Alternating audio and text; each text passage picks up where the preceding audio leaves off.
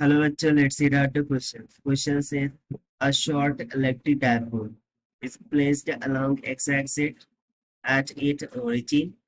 The electric field vector at a point P on y-axis is even vector, and the dipole is rotated by pi by 2 at its position.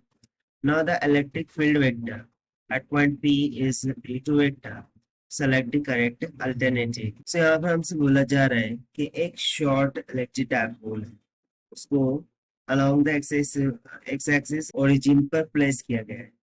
so basically देखिए इस तरीके से इसकी diagram को हम draw कर सकते हैं कि ये एक्स एक्सिस वाई एक्सिस हो गया। so सबसे पहला जो डायपोल है इनिशियली -q प्लस से अलोंग द एक्स एक्सिस इस तरीके से प्लेस किया गया है। P वेक्टर एंड जो पॉइंट P है ऑन द y एक्सिस, ठीक है, यानी कि मान लिया कि भाई यहाँ पर एक पॉइंट P है y एक्सिस, वहां पर जो इलेक्ट्रिक फील्ड है वो क्या है, E1 वेक्टर के बराबर है, which is at a distance of r from this dipole. अब यदि डायपोल को हम रोटेट कर देते हैं पाई बाय 2 से, पाई बाय 2 से मीन्स 2 से, ये जो एंगल होता है ये पाई बाय 2 होता है। तो उस टाइम पर new electric field at point P क्या होगा, E2 वेक्टर होगा। सो हमें करेक्ट ऑप्शन को चूज करना है। चलिए स्टार्ट करते हैं सॉल्यूशन से, but before of its let's talk about the key concept which we are going to use here for this question. So यदि मैं डायपोल की बात, सो इलेक्ट्रिक फील्ड और डायपोल में रिलेशन होता है which can be given by the formula E is equals to P divided by 4 pi epsilon naught times of R cube। सो इस फॉर्मूले का हम यहाँ पर यूज करेंगे, जहाँ पर 1/4 एप्सिलॉन नॉट को हम k कंसीडर करेंगे because it is nothing but a Coulombian constant 1/4 epsilon naught। So the electric field of a dipole along the point on the perpendicular bisector to the dipole or at the equatorial point, उसको यदि हम यहाँ से निकालें तो वो किसके equal हो जाएगा, E1 वेक्टर की इक्वल, जैसे कि हमने डायग्राम में दिखा रखा है, minus of P vector divided by 4 pi epsilon naught times of R cube। और यदि मैं इसकी डायरेक्शन कंसीडर करूं तो वो along the minus of y है, यानी कि माइनस ऑफ हाइट जी। तो ये सिंपली हो जाएगा P divided by 4 pi epsilon naught R cube minus of height j की बराबर। So the electric field of a dipole at a point along the axis of dipole और at the axial point, वो हम यहाँ से लिखेंगे। अब वो कैसे, क्योंकि देखिए अब हम ये डायपोल को पूरी तरीके से पाई बाय 2 से रोटेट कर रहे हैं। सो पाई बाय 2 से यदि हम इसको रोटेट करेंगे, सो जो न्यू सिचुएशन होगी उसमें डायपोल अब कहाँ आ जाएगा, इनिशियली एक्स एक्सिस के अलोंग था, तो अब फाइनली क्या होगा, अलोंग वाई एक्सिस हो जाएगा, यानी कि वो कुछ यहाँ पर हो जाएगा माइनस प्लस क्यू, ठीक है, पी वेक्टर।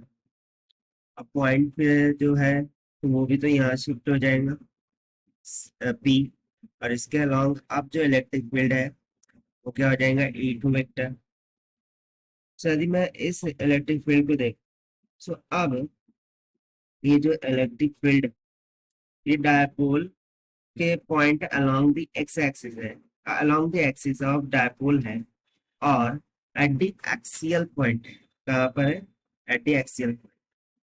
सो इसके लिए फिर अब हम फॉर्मूला लिख सकते हैं, E2 vector is equals to axial point पर है इसीलिए 2 times of P vector divided by 4 pi epsilon naught R cube हो जाएगा। और इसकी डायरेक्शन यदि मैं देखूं, सो हमें डायरेक्शन ऑफ डायपोल देखना हो, so direction of dipole, so ये हो जाएगा 2P vector divided by 4 pi epsilon naught R cube at I की इक्वल। अब इन दोनों यदि हम देखें, सो एक कंक्लूजन हम निकाल सकते हैं कि E2 vector is nothing but equals to 2 times of E1 vector है, इनके मैग्नीट्यूड। साथ ही साथ हम यदि E1 और E2 को देखें, सो ये एक दूसरे का क्या है, परपेंडिकुलर है।